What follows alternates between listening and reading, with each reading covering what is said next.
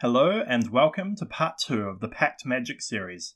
Thank you very much for joining me today, and just a reminder to spread the word about me and my videos and to subscribe.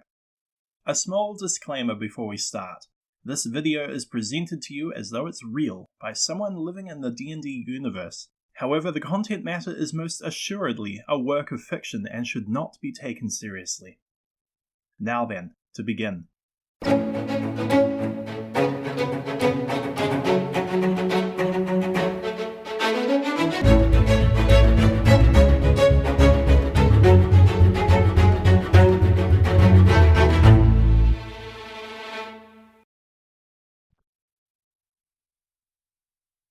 For a time, the vestiges were the only way for a person to bind to a higher or more ancient power. It's not to say that you couldn't devote yourself wholly to a god or some other higher power, and that relationship could change you by granting you access to spells or supernatural abilities. But the binding was so complete that the blending of powers changed the usually immutable form. The material plane is greedy, always wanting to keep a hold of whatever power is introduced to it. You might say that the prime materium is an unwashed sponge, always soaking up whatever spills and paints are placed on it, allowing some to mix and others to fester. And we, made of the prime materium, are made of that same ability. Mortals are extensions of the material plane as assuredly as demons are of the abyss or inevitables are of law. And we all possess the ability to take on the powers and influences of the other planes. It's why we can have Genasi, or half-fiends, or Azuma, or draconic ancestry. We can take on nearly any power and make it our own, let it grow, pass it on.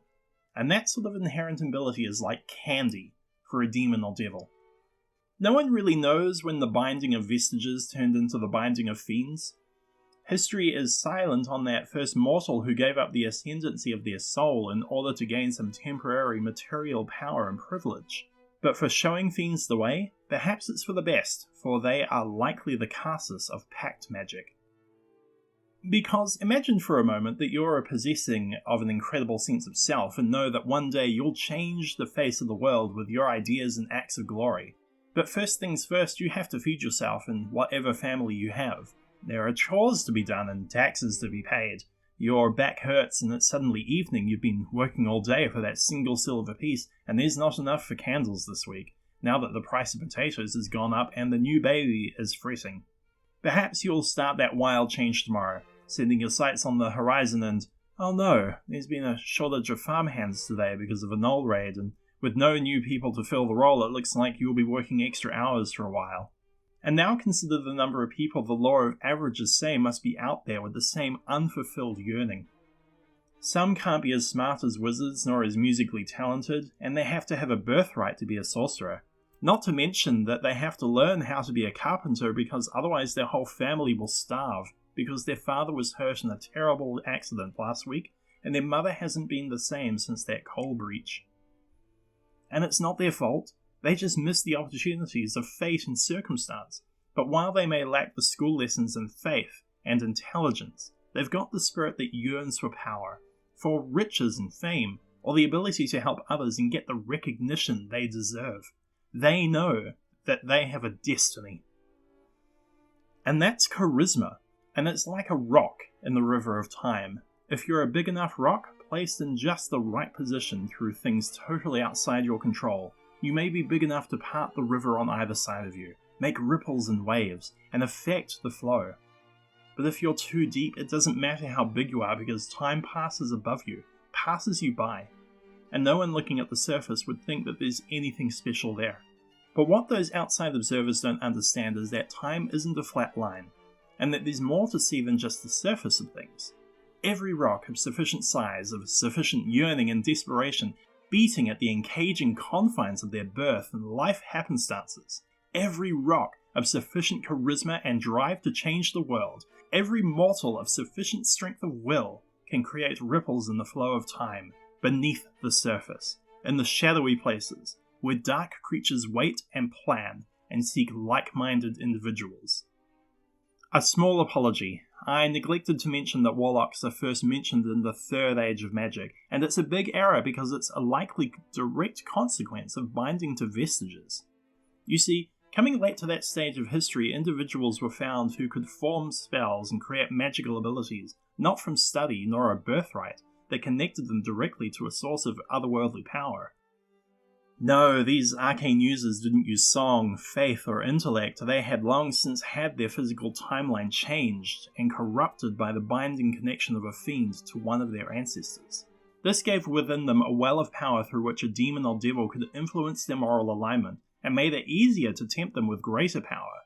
But the original power was still theirs, and was a physical component of their power through which they could use supernatural abilities, and either walk the path of corruption for greater power, or grow through self-sacrifice and use it to even defeat the very fiend that was the genesis for that wellspring. Unlike being the channeler for a source of magic made available by being born of a powerful user of that source, which is what the sorcerer is, these new casters collectively were known as warlocks, and were their own source of power. Being physically changed by their wellspring, the warlock could activate spell-like abilities known as invocations. They were developed over time and defined by the level of power that they consumed. As such, there were said to be 4 levels of invocations. They spanned from the simple, speaking a word of power that could shatter rock and glass, seeing the invisible, or summoning a horde of insects. They progressed through to lesser, to greater, and finally to the dark invocations matching those of greater demons and devils, such as turning others into frogs, seeing seconds into the future, or turning themselves into a swarm of thematically evil creatures such as bats. All warlocks also gained the ability to project that power into a fiendish force that could damage and debilitate their foes. It wasn't spellfire, the untamed wild magic, but another pernicious example that material forces mix greedily with other powers. Not spellfire, but balefire. It was also an indication of the warlock's focus, creating higher levels of magic the further the warlock developed their other abilities. In time, the warlock could change the shape and purpose of this balefire as easily as any other aspect of their power, from poisoning their target to leeching the power of that target's very soul. In time, however, demons learned the folly of giving a power that permanently enhanced a creature's bloodline, because more often than not, a child heir of the power would grow up with the goal to destroy that power, and something that is made manifest with the prime materium is not easily taken back. And so back to the abyssal drawing board did they return until they remembered the other aspect of the vestigial binding. It was possible to grant power for a time, but that could be returned eventually. Suddenly, the fiends had the answer.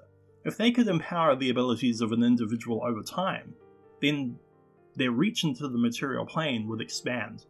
But they could also control the individual by giving the power as the carrot, and the threat of taking it away as the stick. In the 4th Age of Magic, this plan was enacted during the confusion sown with the Spell Plague, with incredible success. A new generation of warlocks were made that would grow with their powers alongside the sorcerers and wizards, who were also rediscovering the limits of their magic.